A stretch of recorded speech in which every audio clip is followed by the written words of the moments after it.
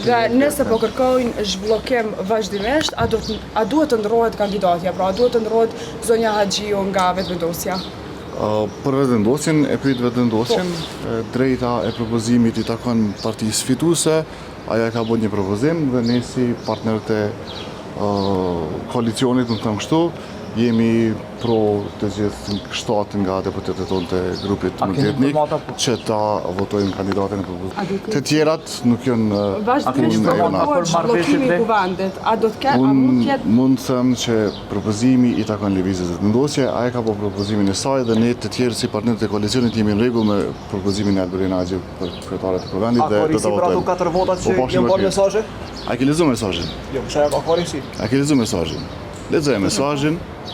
Thot informat, lexoj mesazhin. Jo, ka si, pyetja është legjitime.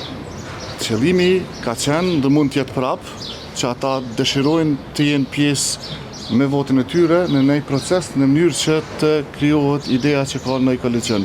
Është shumë e qartë që as lëvizja vetëvendosje, këtu mund të them edhe për ta, po dhe ne si grup multietnik nuk jemi të interesuar të jemi në asnjë koalicion ku janë edhe lista serbe për shkak se është lista e cila i prim në dëqisi. Këtu atëherë tash të nesër.